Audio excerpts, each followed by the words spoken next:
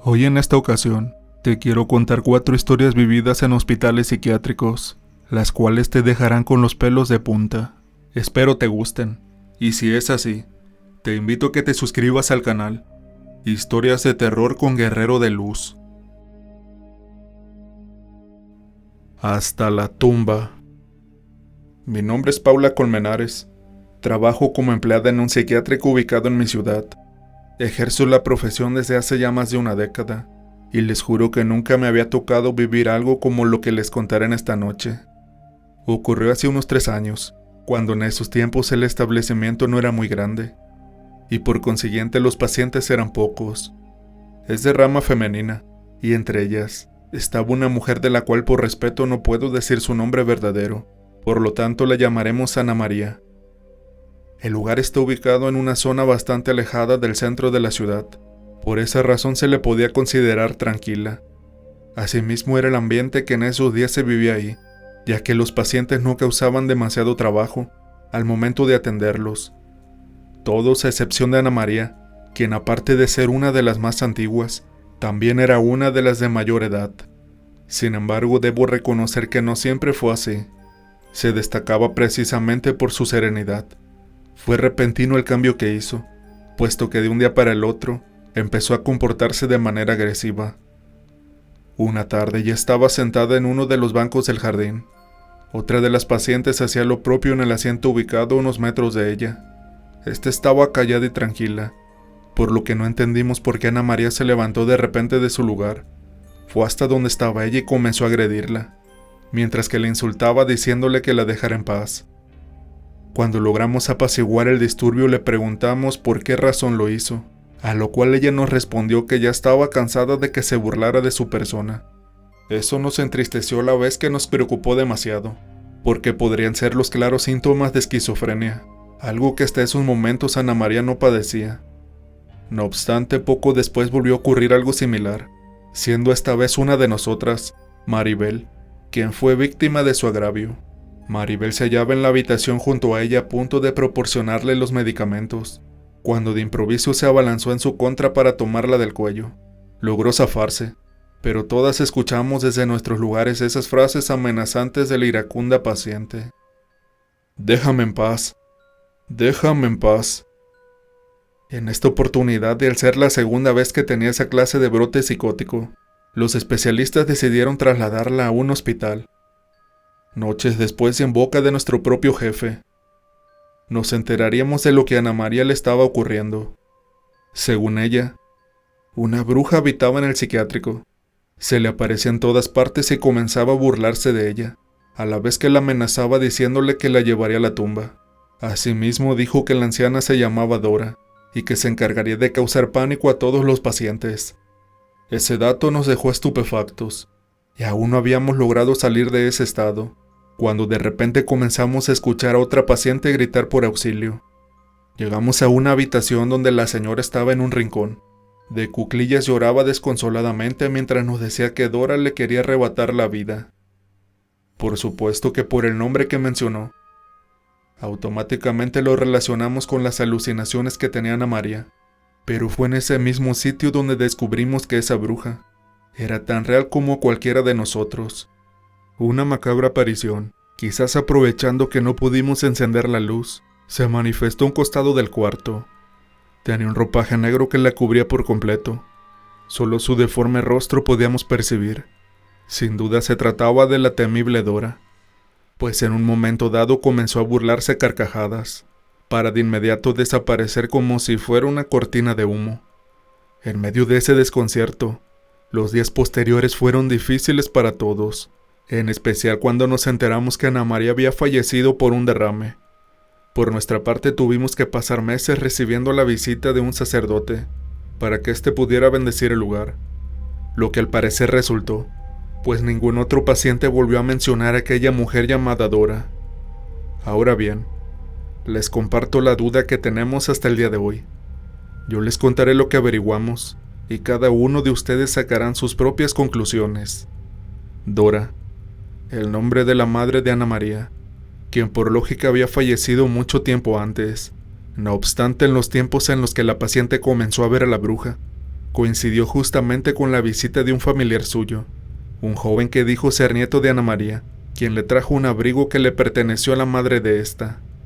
El familiar no regresó nunca más, pero al parecer fue el quien trajo a esa bruja, y como los nombres coinciden, quizás siempre se trató del alma de su propia madre, quien la atormentó hasta cumplir su amenaza de llevársela hasta la tumba. Algo más que nos quedó pendiente es saber si la bruja usaba algún hechizo para que Ana María la viera en el rostro de los demás. Siendo así, me provoca escalofríos pensar que cualquiera que estuviera a nuestro lado podría en realidad tratarse de otra persona, o mejor dicho, una bruja difunta cuya alma sigue atormentando a los demás para llevarte incluso hasta la tumba.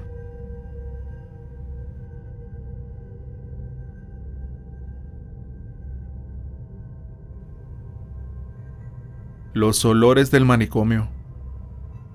Conocí a Uriel, quien hoy es mi esposo, allá por el año 2003. Él es enfermero, y en esos tiempos trabajaba en una clínica psiquiátrica, o un manicomio como le decimos aquí en Argentina. Había veces en que los fines de semana le tocaba trabajar en horario nocturno, y como sus compañeros se portaban muy bien conmigo, solía invitarme a pasar unas horas con él, mientras compartíamos una cena o alguna serie en la televisión. Tal vez no fui capaz de notarlo, o instintivamente no quería reconocerlo. Me refiero a los sucesos paranormales que ocurrían ahí, en uno de los cuales se basa mi historia. Mi nombre es Beatriz Cuevas, y vivo en una provincia del sur de Argentina. Debo remarcar que Uriel jamás me permitió ingresar al lugar mientras los pacientes estuvieran despiertos. Eso debido a que a mí me daban un poco de temor. No me malinterpreten, pero sinceramente no es fácil lidiar con personas que viven atrapadas en su mundo, sin tener una conciencia plena de sus actos. Esa noche era sábado, más o menos las 11 cuando llegué, ya que a esas horas los pacientes descansaban. Uriel me había pedido que llevara unas pizzas, así que cumplí el pedido comprando unas gaseosas también.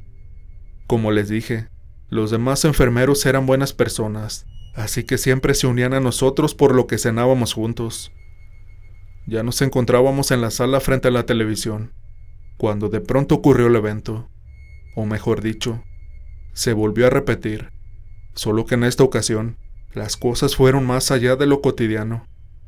Era un olor a medicamentos que surgía de la nada, mismo que a veces se entremezclaba con el perfume de alguna mujer, pero en esta ocasión comenzó a oler tan fuerte que tuve que cubrirme la nariz.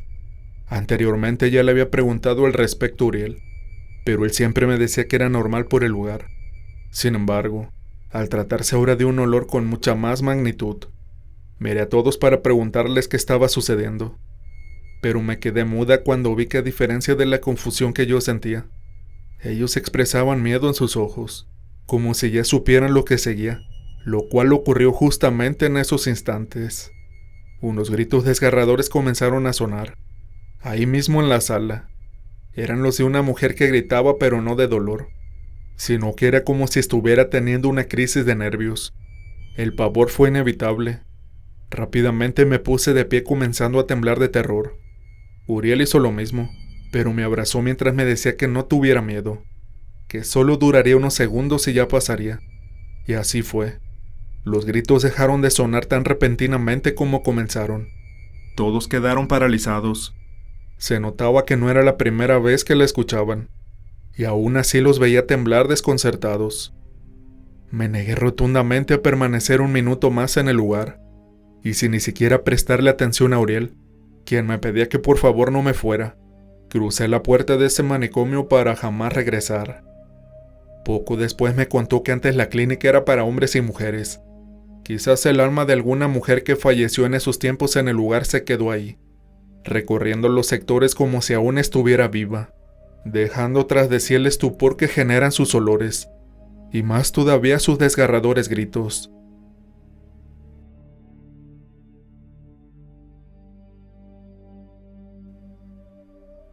El niño del psiquiátrico. Es un pequeño de más o menos 4 años de edad. Nadie sabe cuándo comenzó a manifestarse, e incluso cuando yo empecé a trabajar aquí, sus manifestaciones ya formaban parte de la historia del lugar. Hasta ahora no me tocó verlo, pero son muchos aquí a quienes se les apareció, tal cual como a ti anoche. Pero no te preocupes, dicen que él no hace nada. Por ejemplo, en mi caso, únicamente me tocó sentir su presencia, y en ocasiones vi su sombra correr por los rincones y nada más. Eso sí, los que lo vieron juran que no tiene ojos, y eso sí da mucho miedo. Estas son las palabras con las que David, uno de mis compañeros de trabajo, se refirió a la silueta que vi aparecer cerca de la puerta de mi habitación, cuando esa noche anterior me disponía a dormir. Debo admitir que quedé aterrado al oírlo hablarme de ese pequeño, y aunque yo no logré verle la cara, a partir de ese momento rogaba no volver a encontrármelo. Ahora bien, son muchas las apariciones de ese fantasma desconocido, que hasta el día de hoy se aparece en este hospital psiquiátrico, pero les haré un resumen de las más espeluznantes, y claro, incluiré las mías. Mi nombre es Jairo Saavedra, soy originario de Perú. Eran como a las 10 de la noche cuando entonces pudimos relajarnos un poco.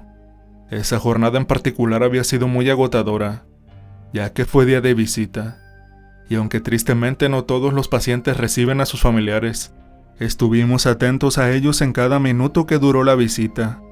David, Ricardo y yo platicábamos sobre cómo la pasó cada quien, siendo David el más entusiasmado, o mejor dicho el único, ya que nos contó que se entretuvo jugando con uno de los varios niños que las señoras trajeron ese día para ver a sus papás. Pero claro, solo ellas tenían acceso a ellos, pues ya se imaginarán el estado deplorable que un paciente con trastornos mentales padece, y no querían que los vieran así, por lo que todos los pequeños quedaban en una sala mientras los mayores se desocupaban. Al estar ya todos los pacientes en esos momentos durmiendo, todo el lugar estaba silencioso. Fue por eso que nos percatamos fácilmente de aquel extraño ruido. Venía desde la cocina. Al parecer alguien estaba ahí. Ricardo se ofreció a ir a revisar. Cuando regresó momentos después tenía su cara pálida. Según él, cuando ingresó al lugar, vio que una de las puertas de los estantes bajos estaba abierta. Como no había nadie más, caminó hasta ahí para cerrarla. Pero en el instante en el que extendió su mano para empujarla, vio un pequeño brazo tomar el picaporte desde el lado de adentro, para de inmediato cerrar la pequeña puerta bruscamente. Esa noche estuvo con ese miedo por horas. Generalmente era yo el que se acostaba a dormir al último, así que cuando volteó nuevamente, este ahora estaba visible frente a él. Confirmó que el infante no tenía ojos, pero cada uno de los otros detalles los reconoció al instante. Tenía las mismas facciones, usaba la misma ropa. Sin duda alguna se trataba de ese niño con quien él compartió unos momentos aquella tarde, en la que se recibió las visitas de los pacientes. Al parecer las almas se manifiestan de diversos modos. Es lo que aprendimos de aquel niño, puesto que en las noches se nos aparece con su figura siniestra, pero en otras ocasiones, tal cual le ocurrió a David, él es un niño como cualquier otro, que probablemente uno puede partir al más allá, por una razón que solo sabe Dios.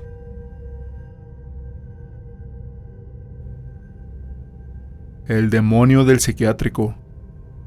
A lo largo de mi carrera me tocó trabajar en varios hospitales psiquiátricos, aquí en el estado de México, de donde soy originario. Esta noche les voy a hablar de una que vivía ya por la década de los 90, cuando mi experiencia laboral estaba a flor de piel. Pero no es una de esas historias como las que las redes sociales nos tienen acostumbrados. Estaba más allá de lo incomprensible, y no sé si será porque fui yo el que la vivió en carne propia, pero a mi parecer, es la más terrorífica de la cual tengo conocimiento. No soy el único que puede atestiguar lo que aconteció en aquellas noches. Los otros 3 empleados con quienes yo trabajaba también padecieron el mismo miedo que yo, aunque lamentablemente no todos logramos salir ilesos, al menos con la suficiente cordura como para poder hoy narrarles esto, sin caer en pánico al recordarlo.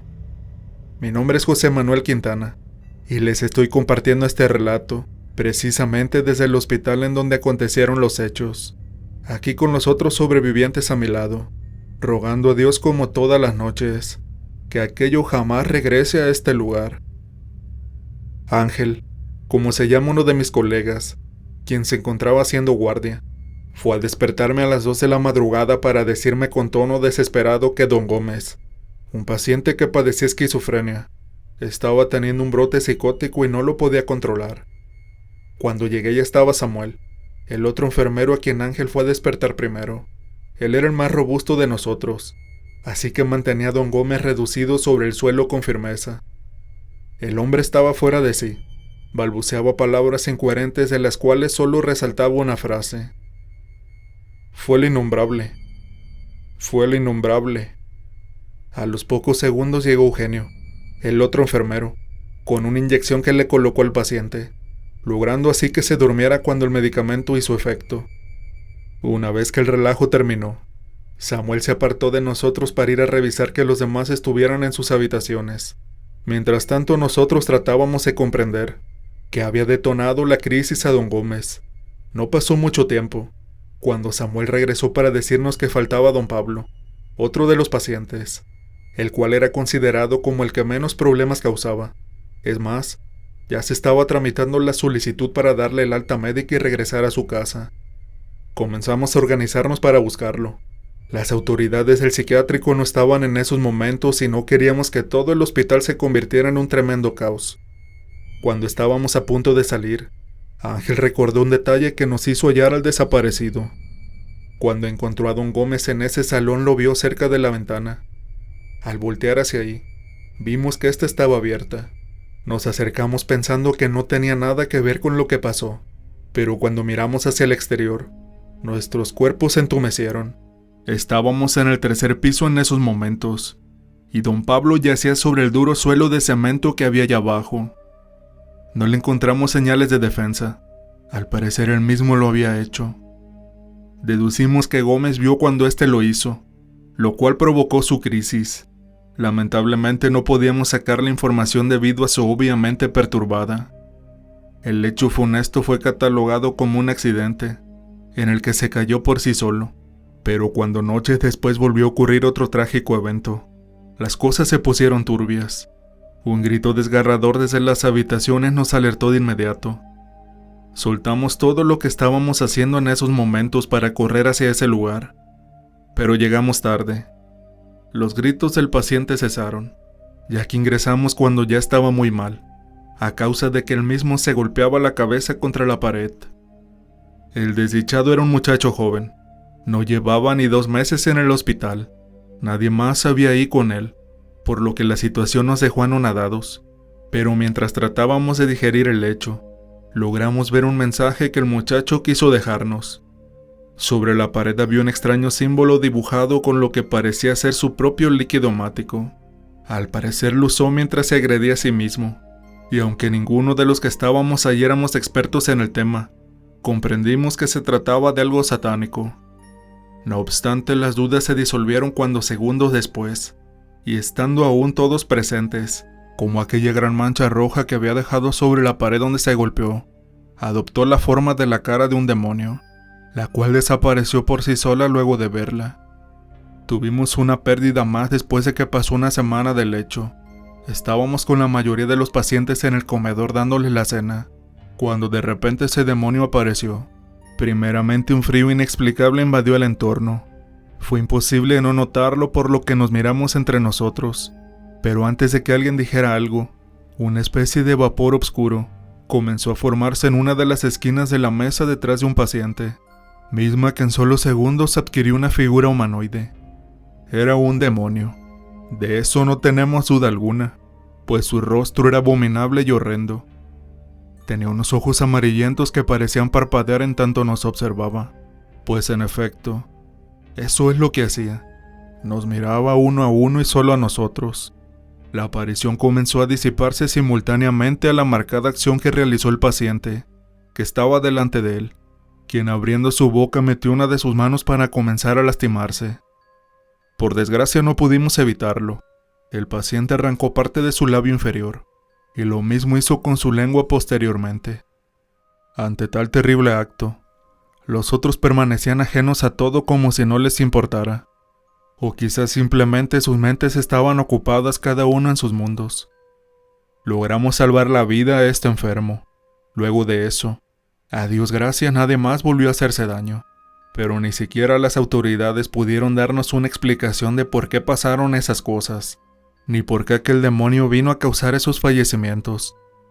Pero como les dije, hasta el día de hoy, Rogamos para que no vuelva a aparecer.